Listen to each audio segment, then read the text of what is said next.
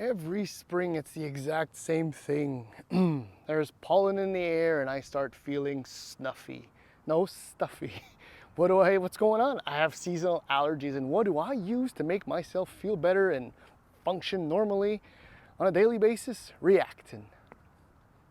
Yeah, I'm sorry. That was an attempt at some kind of humor. But that was supposed to bring me it's supposed to be used as a segue into the fact that spring has now sprung. In fact, it sprang some weeks ago. And what that usually means, well, to some family and some friends and neighbors, is that they start talking about changing their vehicle. Last year was extremely challenging, and this year is no different. In fact, it might even be more complicated now than it was a year ago, at least in my experience. Because if you're shopping for a new vehicle, there's a very, very good chance that it will be electrified, be it hybrid, plug-in hybrid, or all electric. And the thing is that depending on what you're shopping for, technology and from whatever brand, delays are usually mind-bogglingly long. But there are a few exceptions to that rule. I mean, Toyota hybrids, forget about it. Most EVs, forget about it. There's a couple of brands, though, that managed to kind of buck that curb that curve. I don't know. I try really hard. And managed to deliver a product that's very convincing and is probably even better than you think. One of those products is this thing right here. And its biggest shortcoming, I'm telling you now, is that most people still, well, it's only been, I think, what, 2.5 years, 3 years, don't know what this logo is, right? They don't, well, they might recognize the grille and the fascia, but they don't know what the logo is. But there's something always very familiar about these cars. Is that the new Volvo? Not quite. But yeah, Polestar. And it's funny because as I'm driving around with this car, I realize exactly that very few people know about this car. And probably if they did, there would be 5 or 10 times more of these on the road. Main reason being that as I spec'd this car out today, so weeks ago, by the time you watch this video, delivery was possible in about 3 weeks. Now, I think only Tesla kind of matches that.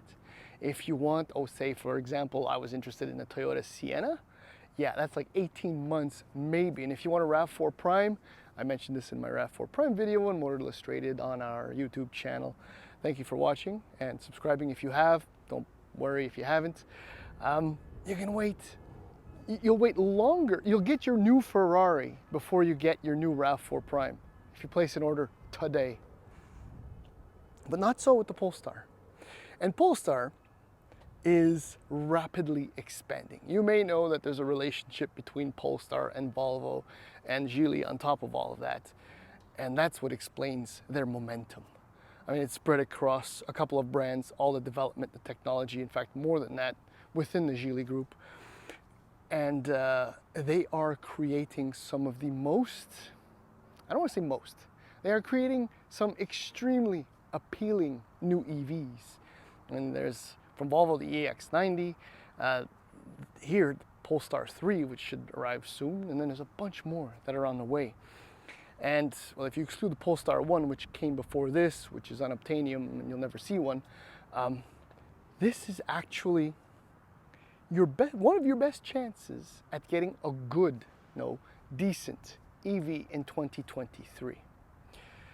In the following video, now I've reviewed this car a couple of times in the past, but it was only a 1 day, actually a few hour first drive impression. Now I've had the car for almost 5 days at this point.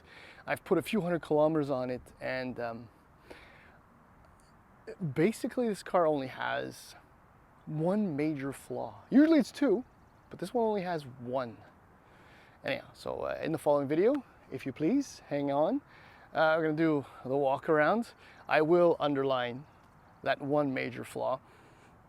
And then we're going to go for a quite spirited drive, because this, as you might imagine, is not the base front-wheel drive model, but it's not the top all-wheel drive model either. Anyway, Hang in there and you'll find out more. Now there is a likelihood that you've spotted one of these on the road. As I said, they've been around for a couple of years already, not in massive numbers, but there's a definite, as I said, I won't go over the whole thing. I mean, there's similarities with the Volvo products that are absolutely obvious. I mean, the headlights, very similar, grille design, you know, the flaring. In fact, that's what it is. It's got a Scandinavian flair, and that's why it looks like a Volvo. Otherwise, as far as styling is concerned, this is probably the epitome of what a crossover is.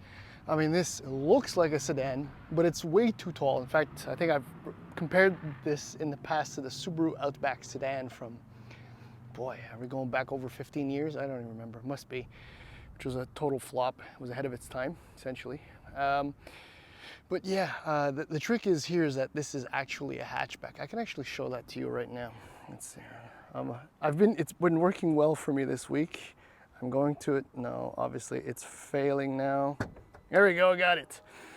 Okay, I'm skipping ahead here, but this is 405 liters of trunk space. Extremely usable, accessible, and if you ask me, it's well over that figure. This is what you find on Polestar's website. But yes, in fact, this is a hatchback, which is pretty damn amazing if you ask me, as opposed to a regular sedan. So I guess that's about it. So there are a few versions of said Polestar 2, and pricing starts for the base front-wheel drive car in the US, $48,400. And if you step up to the dual motor, both long-range models, here's a few details if you're curious.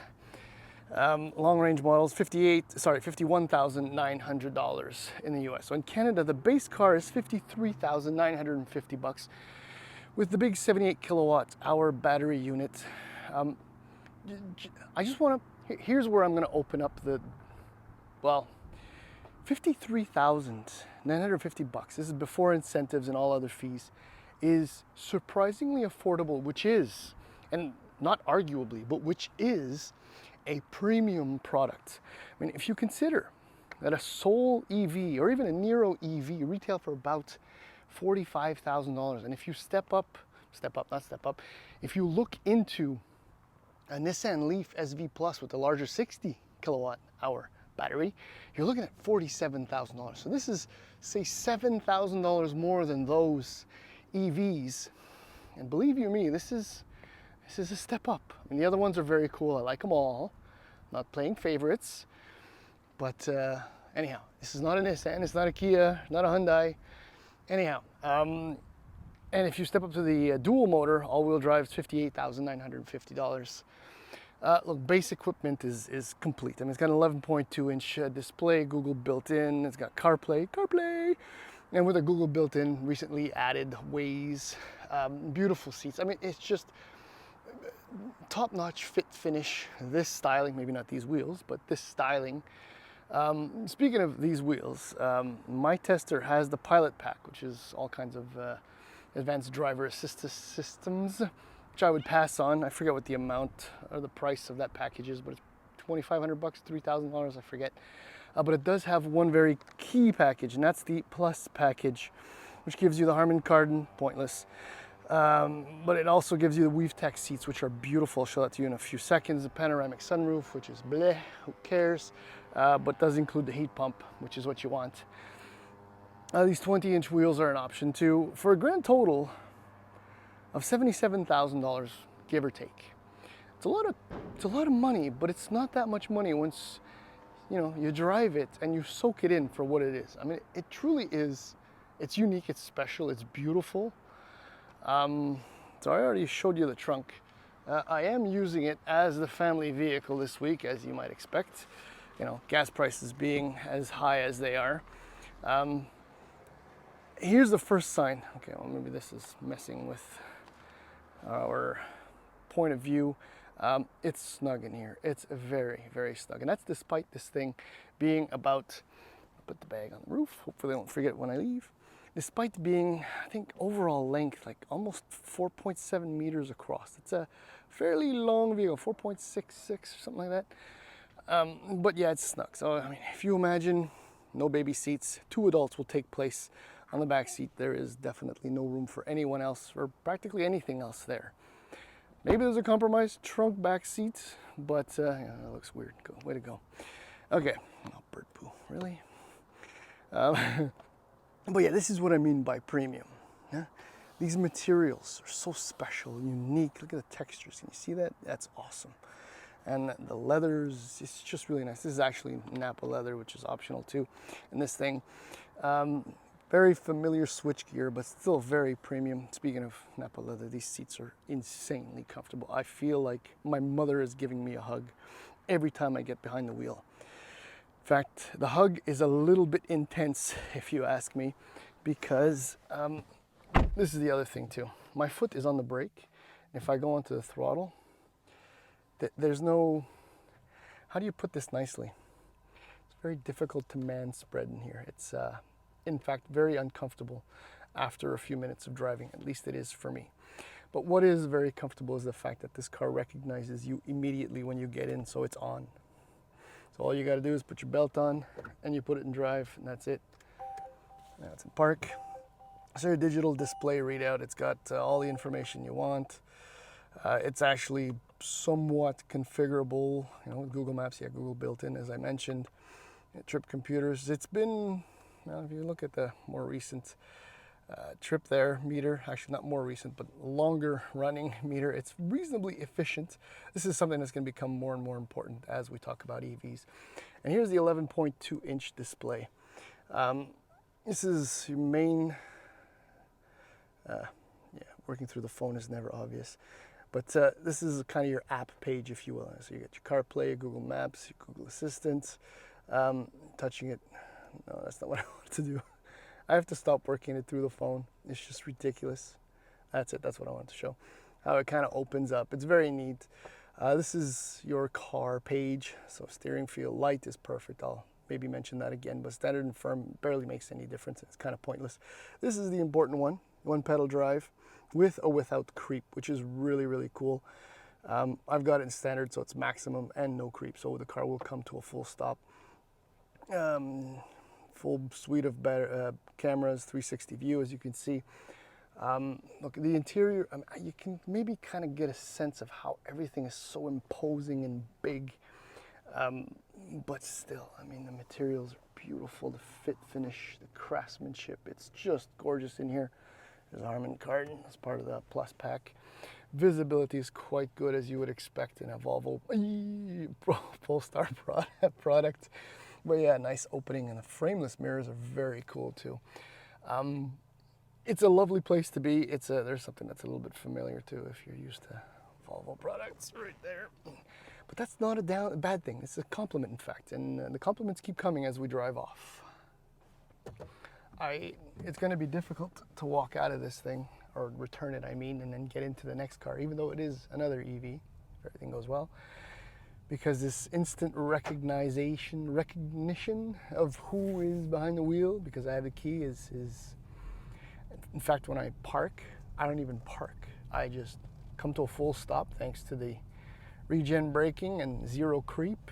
Open the door, goes to park on its own, get out, close the door, it shuts off. It's a really, really nice, that's true luxury. That's what that is.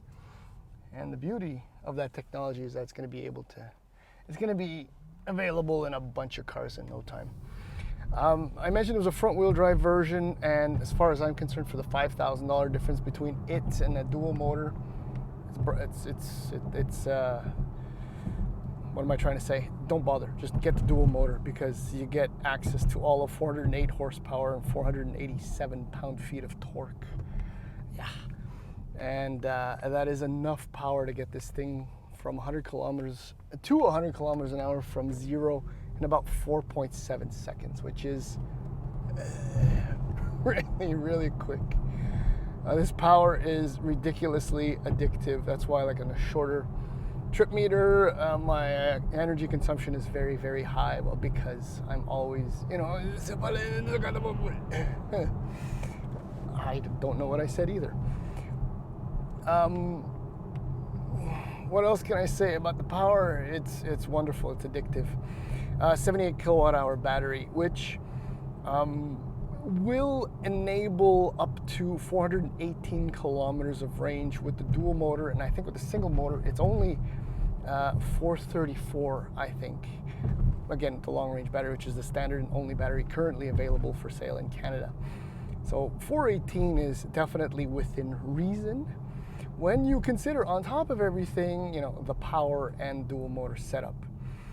I showed you the steering. There isn't much to write home about. I mean, when you go into the other settings, standard and firm, it actually becomes more artificial. So in light, it's still very artificial, but I don't know, somehow, you know, the way the assistance gradually piles on feels a little bit more natural. It's just, oh, the way the front end lifts, and I can feel the Michelin's kind of chipping away at the pavement below. And I am, yeah, it's addictive, but just, it's not bad. It's not like I'm burning hydrocarbons, right? I do live in Quebec, so it's all hydroelectricity. I said I didn't touch the brakes, by the way, and this one pedal drive thing just becomes second nature.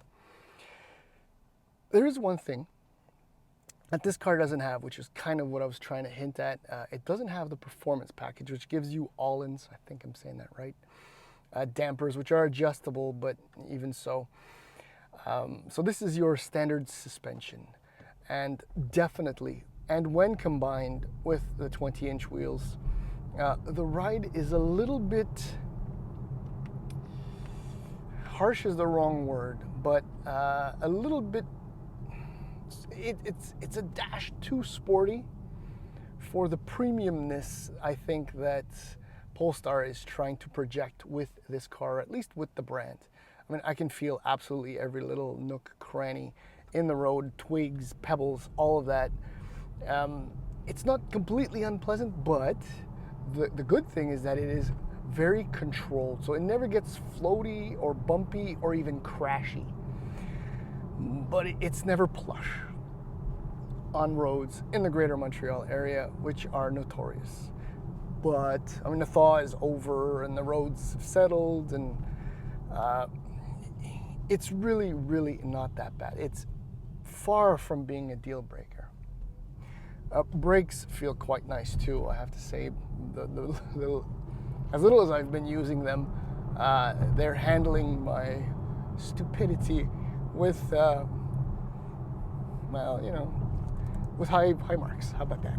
The performance pack does include, I think it's Brembo front brakes, or bigger Polestar front brakes, but in my opinion, that's just adding extra weight over the front wheels, behind the front wheels, unsprung weight, so it's not really necessary unless you plan on tracking this car. But even so, I mean, this is still a very heavy car. I forget exactly how much, but you're looking at probably close to 4,800 pounds, give or take. Don't quote me exactly on that, but it's portly. Speaking of portly, you can actually tow up to 2,000 pounds. Huh? How about that? Not so bad for an EV. I think I've touched on everything. Oh yeah, there's a frunk too, 35 liters. I didn't show you, but the frunk is nothing. It's like a big handbag, if you will. I think that's it. Oh yeah, charge times. Look, I've been charging it level 2 at home at 40 amps, and in a matter of a few hours it'll go, and a few hours, I should say, like 90 minutes.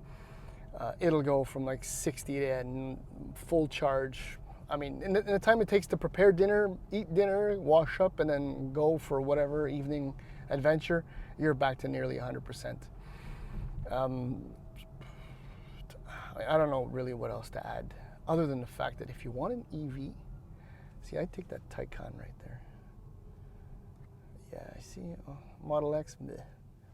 But the Taycan, you might get to see it in a second. It's not, it might be Carmen Red. No, it's not deep enough to be Carmen Red. I don't remember what the name of the color is. I digress, sorry. But if you want an EV, you know, don't sign up for an EV6 or an Ioniq 5, which will still cost you $53,000, $54,000 if you want, you know, dual motor layouts, and then some. What am I saying? Is it closer to 60? My memory is shot. Damn you, COVID. But this you'll get in a matter of weeks, like a Tesla. But if you ask me, build quality in this is decades ahead in build quality. And I'd put my hand to fire and say that this might even be slightly more reliable overall. But that's it. This is a great EV, and I'm very excited about the Polestar 3 and everything else that this brand has coming down the pipeline. Same thing with Volvo. And that's it.